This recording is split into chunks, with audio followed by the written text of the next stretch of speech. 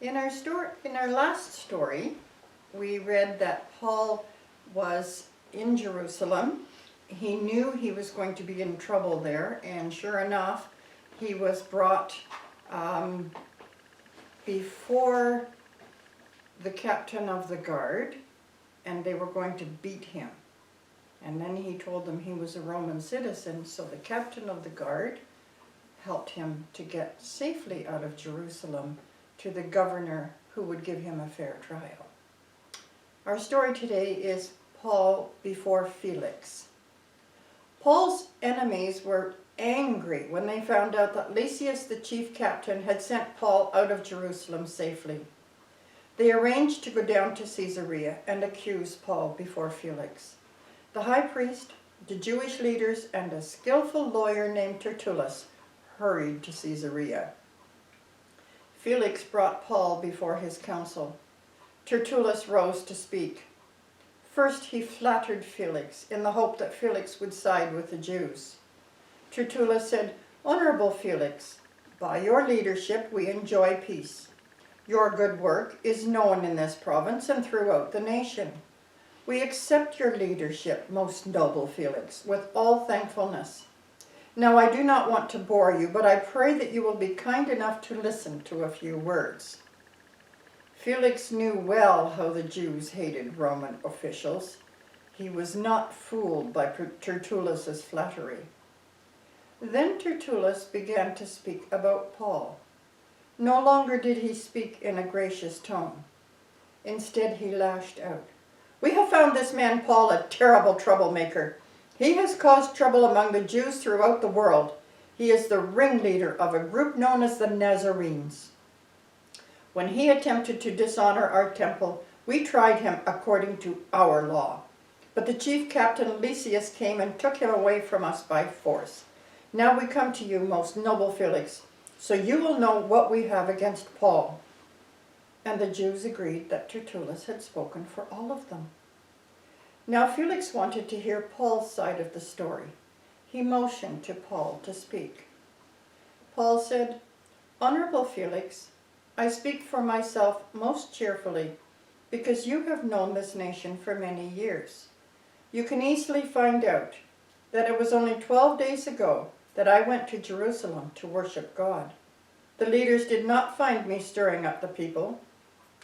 They seized me while I was alone in the temple. The men who now accuse me cannot prove their charges. They condemn the way I worship God. Yet I believe all that is written in the law of Moses and in the books of the prophets. I have always tried to keep my heart free from wrong toward God and man." As Felix listened, he knew that Jews did not have any real charges or evidence against Paul. He said, "I will wait until Lysias comes so I can find out more about this matter." And with that he dismissed the council. Felix commanded a captain to watch Paul, but allow him to have some liberty. Friends could come and go whenever they liked. Several days later, Felix sent for Paul again. He and his wife wanted to hear about the gospel of Christ. As Paul talked earnestly with them, Felix was convicted of his sins. Trembling, he told Paul, "Go away for now. When I have more time, I will send for you." 2 years passed. Paul was still a prisoner at Caesarea, though he had many privileges. Felix had called Paul often, hoping to be bribed to set Paul free. Even though he knew Paul did not deserve to be kept a prisoner, he refused to let him go. So what happens next? Paul appeals to Caesar. After 2 years, a new governor was appointed to Caesarea. To please the Jews, Felix left Paul in prison. Festus, the new governor, was not acquainted with the Jews' customs and religion. After 3 days at Caesarea, he went to Jerusalem to learn more about the people he was to govern. As soon as Festus arrived in Jerusalem, the high priest and leaders of the Jews began to tell him about Paul. They tried to get Festus to send for Paul. if Paul were brought to Jerusalem, they planned to kill him.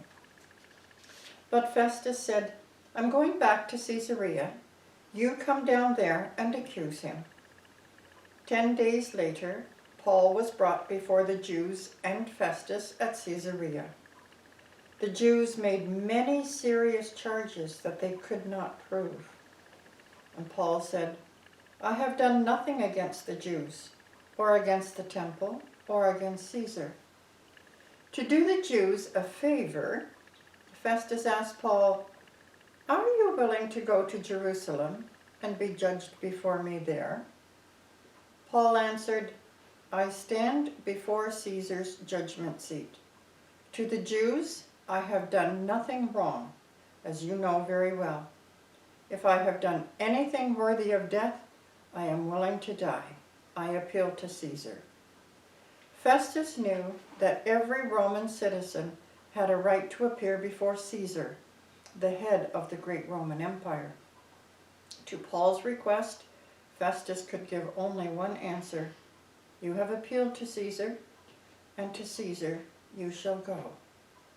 So next, we find out how King Agrippa acts when he hears Paul's story. Several days later, King Agrippa and his sister Bernice came to visit Festus at Caesarea.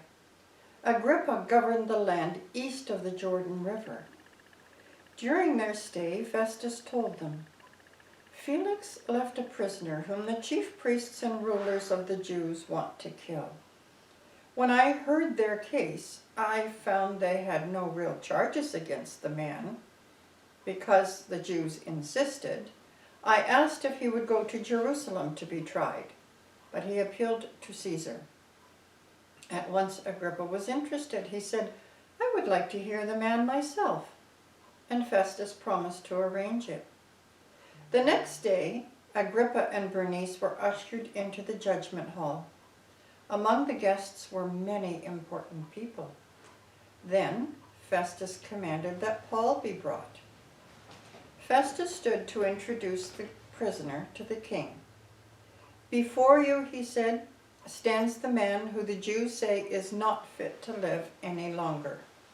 When I heard this case, I found he had done nothing to deserve death. He has appealed to Caesar, and to Caesar he shall go. However, I have no charge to make against him. I have brought him before you, King Agrippa, so you may hear him and find out why he is being held." Agrippa said to Paul, "Tell your own story." Paul stood, stretched out his hand on which hung a heavy chain, and said, "I am glad, O king, that I may speak for myself and tell why the Jews have accused me. You understand the customs and questions of the Jews, and you will understand my words. From my youth, the Jews knew all about me, for I was brought up in their city. They know I lived among the strictest Pharisees and kept the law of Moses just as carefully as any of them. Now I am accused because I believe God has raised Jesus Christ from the dead. There was a time when I persecuted those who believed in Jesus of Nazareth. In Jerusalem, I put many saints in prison. The high priest even gave me authority to persecute the believers in other cities. On my way to Damascus to persecute the Christians there, I had a vision from God. It was noon, O king, when suddenly a light more dazzling than the sun shone on me and my friends. We fell to the ground in fear, and a voice spoke to me, 'Saul, Saul, why are you persecuting me?' I cried, 'Who are you, Lord?' The voice replied, 'I am Jesus, whom you persecute.' That voice commanded me to tell of Jesus, not only to the Jews, but to the Gentiles as well. Because I have obeyed that heavenly command, O king, I am being persecuted by the Jews who will not believe in Jesus. Again and again they have tried to kill me, but God has saved me from them. He has given me strength to tell everyone that Jesus is the Christ, of whom Moses and the prophets spoke. As Festus noticed how earnestly Paul spoke, he cried, "Paul, you are out of your mind.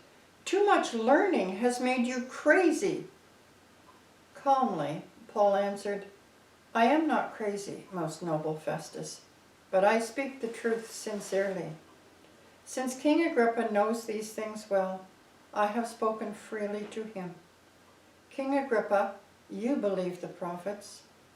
Agrippa answered, "Paul, you almost persuade me to be a Christian." "I wish I could persuade not only you, but everyone here," Paul said. "I wish all of you could be as I am, except for these chains." The king, Bernice, Festus, and the others left the judgment hall to discuss Paul's case. Agrippa told them, "This man has done nothing to deserve death or even imprisonment. He could be set free if he had not appealed to Caesar." And that's the end of the story today. So we will find out what the Lord has in mind for Paul the next time. But until then, see ya.